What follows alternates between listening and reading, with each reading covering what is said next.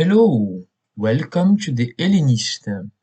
Today I will talk about the problem of blind faith in science, or, as I prefer, the erroneous belief that confuses science with truth itself. But first, to avoid some misunderstanding, this is not an attack on science itself, but more likely an attack on scientism, and also on the line that separates both.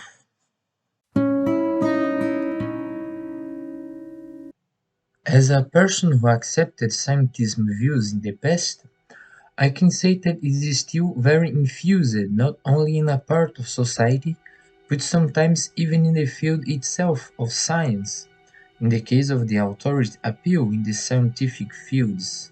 Today, science is known as approximate knowledge. The ancient faith in science has the absolute form of knowledge has faded, or at least in theory. Because today, sadly, we have two main problems with science. The first, a problem that science formerly faced from religious people, or the so-called religious right, now it faces from the political left. That's the problem of science legitimacy over truth. Even though this video seems to talk about the same thing, I will explain the difference between their view of this problem and my own, and why their view is wrong. The second problem faced by science is the complete opposite of the first one. Even though in logic we all know that science has its limits, in the world where we live, that is, in the practical world that we live, we operate completely blind to this truth.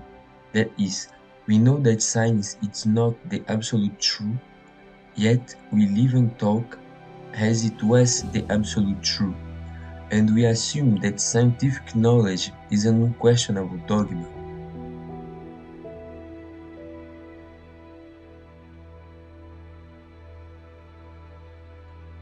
First, to separate this criticism from previous ones, I need to point out the hypocrisy of the left-wing criticism of science.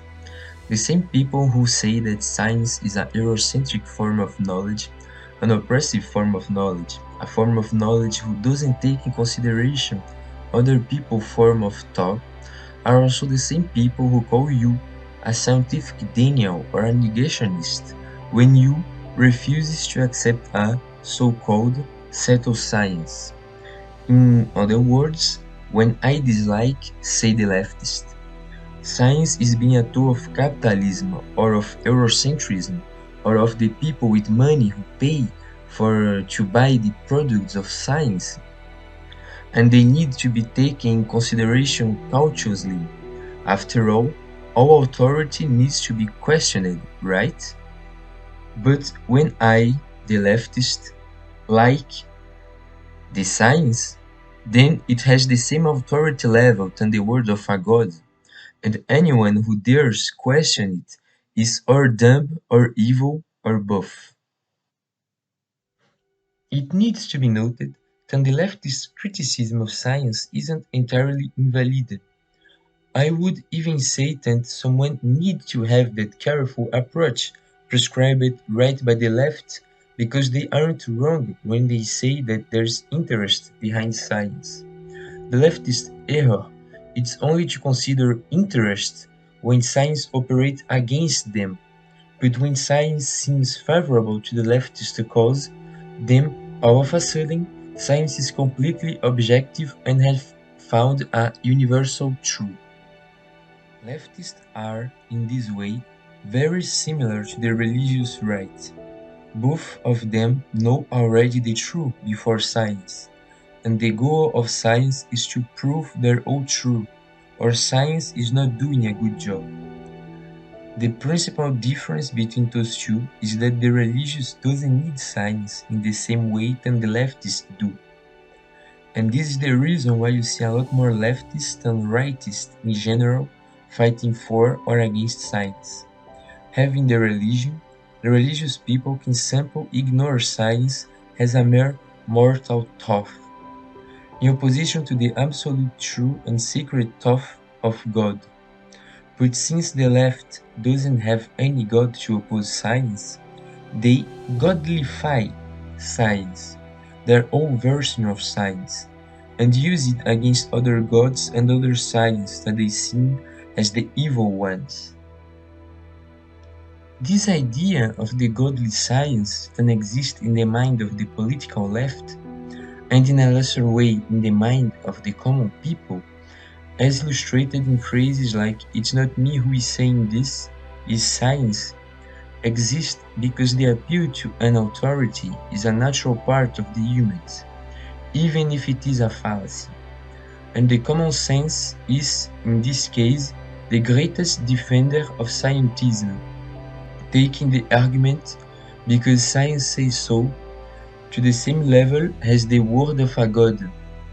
And even though science itself is, to some extent, informed about its own limits, the secular church of modernity, in a similar fashion to the positivist and in a need of power, took science as its own god, to have their authority and legitimacy, and this way they make science one of their tools.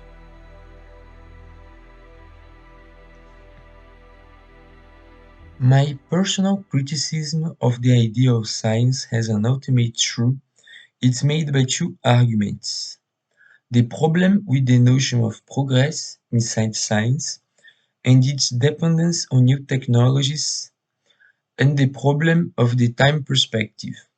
Both of those arguments are in some ways connected to one another, but they don't depend of each other to be true, so I will be addressing them separately.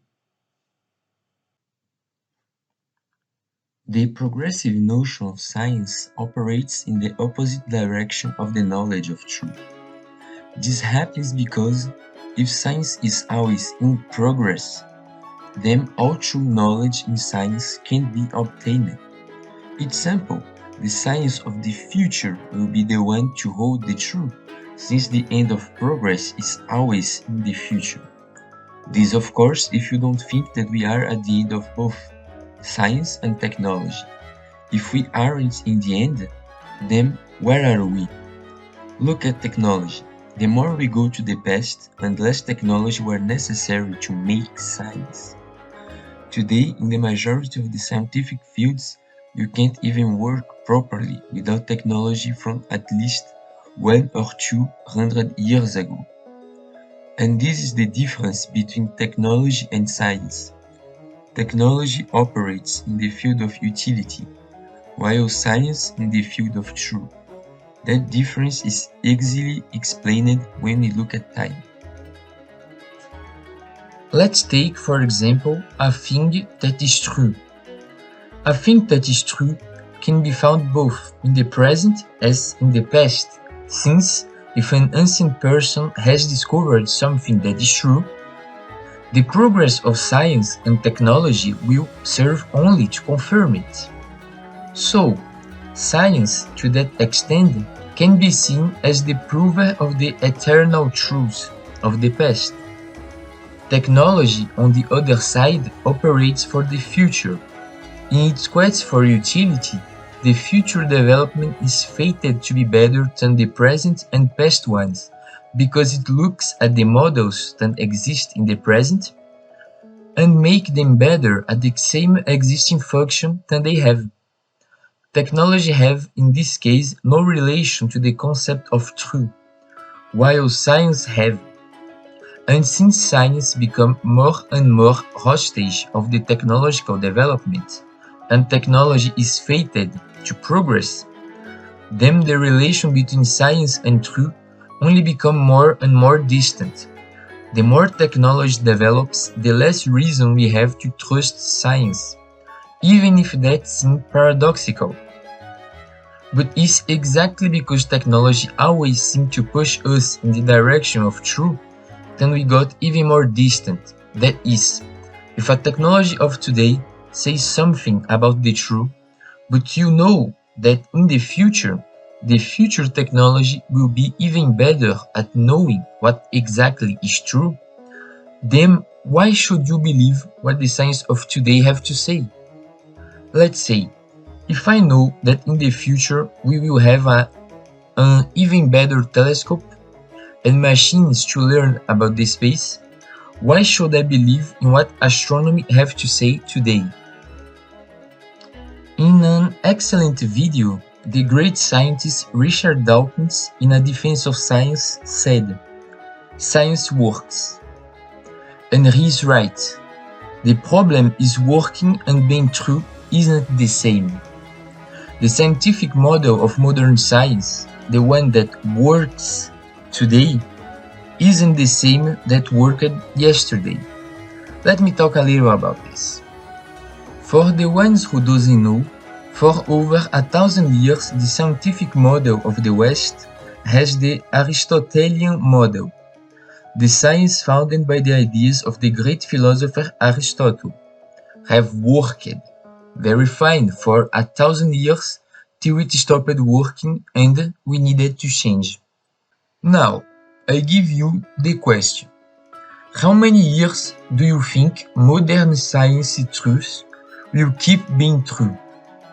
For the true lovers of science and the scientists, those truths are now eternals, and anyone who dare question them is a scientific denier. But for someone who looks in the history of science, can't have this absolute faith. How arrogant should be someone to believe that his time and age is the absolute time and age for science, is the age with the best methods, the best technology, and the best minds that ever existed and will ever exist. The simple fact that technology alone play a huge part in science, and that the technology of, let's say, 300 years in the future will be a lot different than the one in the present, just like, let's say, modern technology is a lot different from the ones from 300 years ago, only means that the science derived from this technology can have the exact same difference than modern science have with the scientific knowledge of the 17th century. Science, as Richard Dawkins once said, works. I will say even better. Science have always worked and will always work. Be it true or be it false. Working doesn't mean true. So, if science is not the ultimate guider of truth, even though it's perhaps one of, or the best one, how should someone find what is true? This is the question that I will try to answer right now. In case of lack of knowledge, it's perfectly fine to follow science. After all, it's still the best method we have right now. But a better way to find what the truth is to see what truly is universally true. And the only way to find this is to look at history. Let's take the Aristotelian science as an example. Let's say that one thing discovered by people using Aristotelian science has been proved by modern science. Since it is a thing that two different scientific models by two different methods and discovered by two different peoples and technology, there is a good chance that this thing is really true. Cause not only the bias of the two people who made the discovery can't be the same, nor can both of them have exactly the same reasons to have found the exact same truth. But the development of technology itself means that with an even best technique, one even best technology to see the world, the result found have been exactly the same than the people with an inferior technique when inferior technology have found. And this is also a form of shielding yourself from the zeitgeist trap, that is, the cultural and social ideas of your own time, because science is not free from these ideas, who are more tyrannical than any dictator ever was. The dictator not only is easiest to die, but the people in a dictatorship can learn to lie to survive. But only with the zeitgeist can people lie, believing to the bottom of their hearts to be saying the truth. Truth can only be found and only exist in history, and history is the ruler of truth. So, well, that's the video for today. Hope everyone liked it, and if so, feel free to like, share, and subscribe so I can continue to produce this type of content. But if you dislike it or have any suggestion or commentary, feel free to comment below. Have a nice day and see you all next time.